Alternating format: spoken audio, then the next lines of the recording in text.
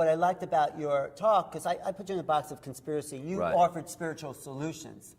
And that's what I think we can focus on a little bit today is like, okay, there are conspiracies. There's definitely suppression of information. Now, what do we do to get out of this trap, the box that we're in? You know? Well, for me, it's a simple thing. I call it becoming conscious. I make the very clear distinction between what I call mind-body, which is basically that level that experiences through the five senses, and consciousness, which is the greater multidimensional infinite self. It's the kind of level of self that near-death experiences are experiencing when they leave the body. The body's like a lens, and it focuses attention. But if you have mind-body to interact with this reality that's in this world, if you like, but your whole point of perception is not totally of this world because you're being influenced by higher levels of awareness, which are giving you an intuitive and greater picture of self and world events, then you have the best of both. You have the ability to interact with this world, but you've also got the bigger picture coming through intuitively and all the rest of it. If you get isolated only in mind-body, as I call it, only in the five senses, so basically there's nothing that you are influenced by except what your senses are receiving in terms of information, then you are operating on a tiny, tiny fraction of your infinite possibility.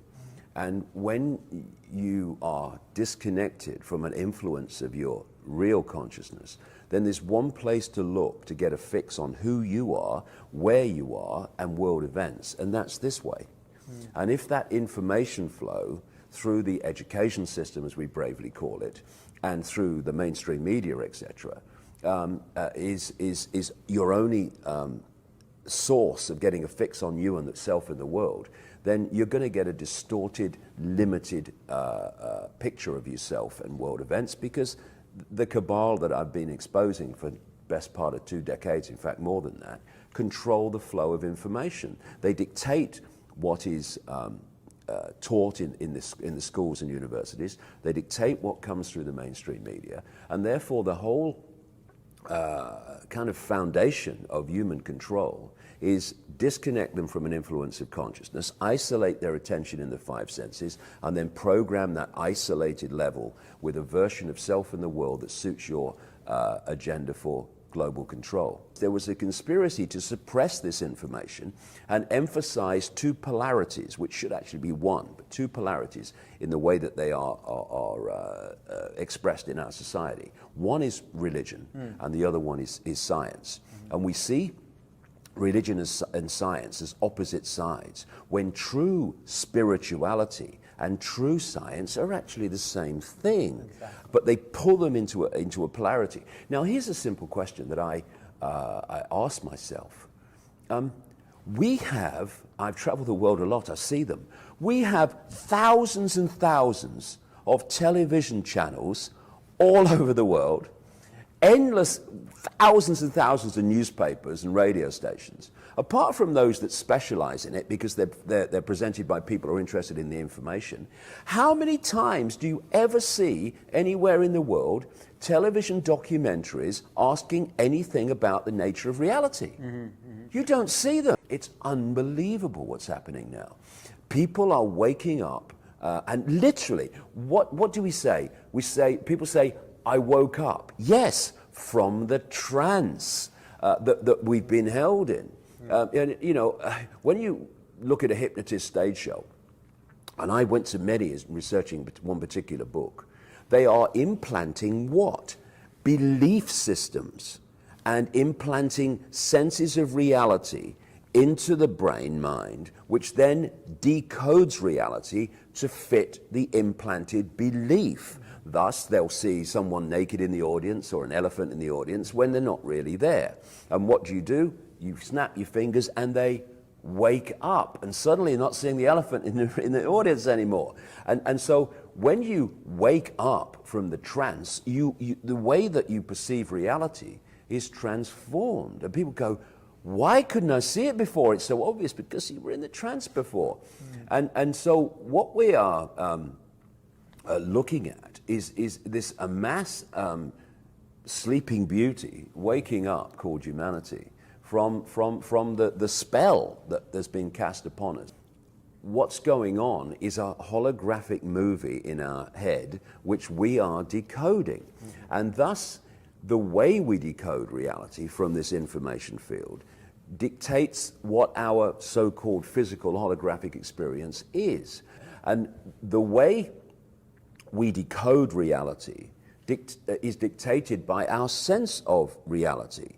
And in the same way that you can hypnotize people to decode reality in a certain way, you know, like there's an elephant in the audience, you can be hypnotized through media, education, and basically the sources of information in this world to read reality in a certain way. And that's what we're doing. And that's what's happened. And which is why when people open their mind to consciousness and go into deeper levels of self, they perceive reality and experience reality in a much more expanded way, because they're now interacting with the energetic field of the universe in a completely different way and a more expanded way, and thus their perception of everything is expanded, including of self. I never talk about the conspiracy without talking about the spiritual and the nature of reality, because they are fundamentally connected. You cannot control 7 billion people physically. You can do it in a small area, but you can't do it globally. You have to manipulate people, the target population, to see self, little me, I have no power, and the world and world events in a certain way. Thus, this global conspiracy at its foundation is a mind game. It's about the manipulation of humanity's sense of self and reality. And this is why this control system is terrified of this awakening that's happening as people start to break out of the trance that they're put in from cradle to grave by the constant bombardment of information that's programming a certain reality.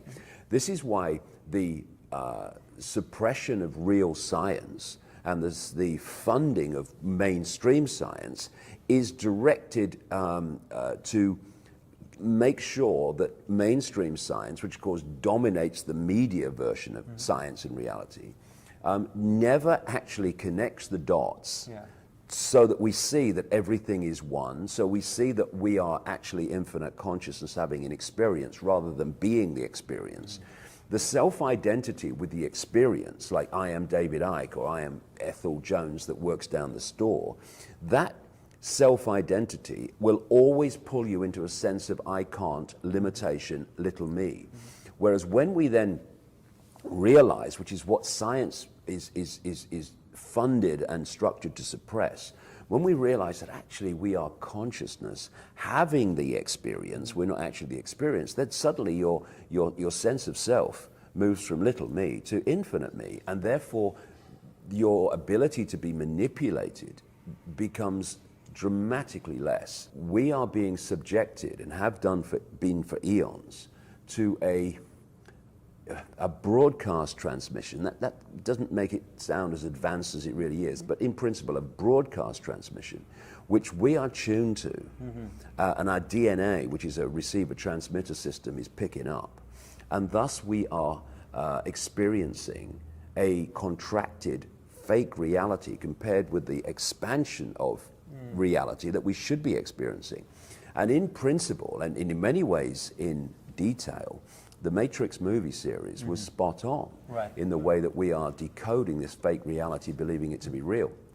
Things are now getting really challenging and really difficult, and people are having very, very unpleasant experiences as a result of the world situation. But there's another, again, you can look at it like that, and that's accurate.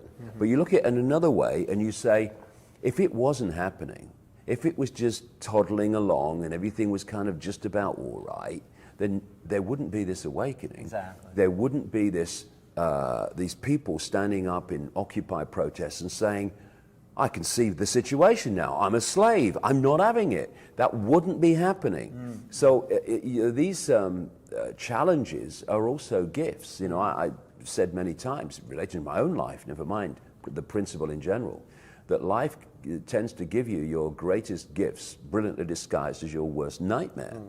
And that's what's happened in my life. And I look back at where I am now, and I wouldn't say I enjoyed many of the unpleasant things that happened to me and challenging things that happened to me, but I'm glad they did, because I wouldn't be what I'm doing now, wouldn't know what I know now without those challenges. So we should be, you know, when we have challenge, it's the understanding that we're infinite consciousness. This is just one dot in infinity. Let's deal with it and then move on, instead of letting the challenge overwhelm.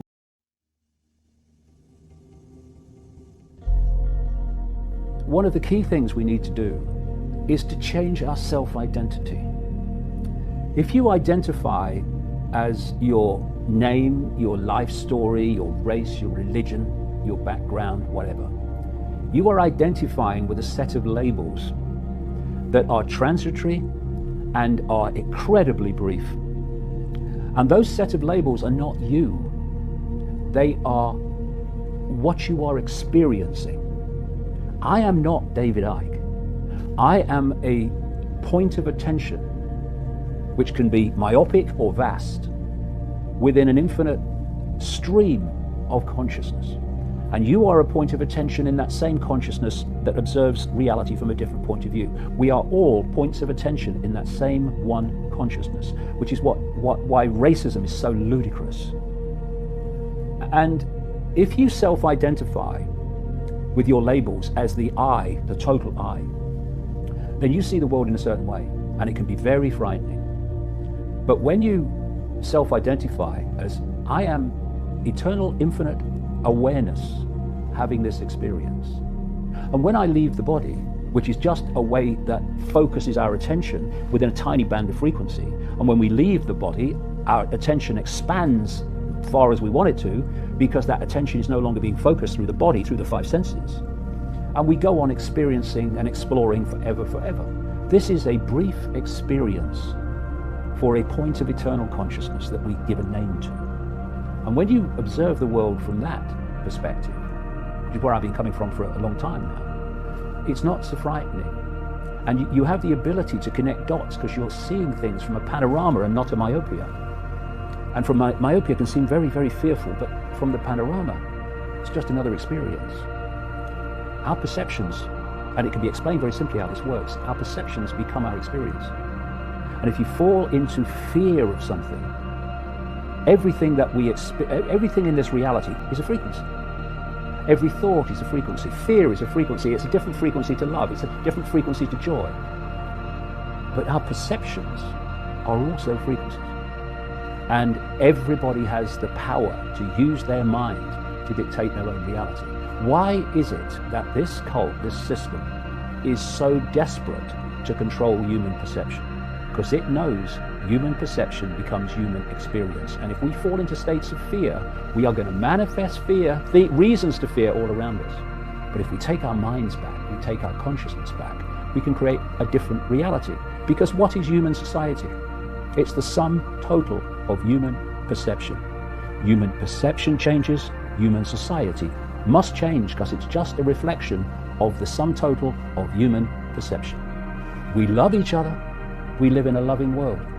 We hate each other, we live in a world of hate. We fear, we live in a world of fear. We are in control. They've just persuaded us we're not. They say the more you know there is to know. Well, yeah, on one level that's right. But there's another way, the more you know, the more you realize how little there is to actually know to take control of your life and your life experience. And so much of the complexity hides these simple, sparkling truths. And in the end, when you get down to the core, we are what we perceive. Change what you perceive and you'll change what you experience.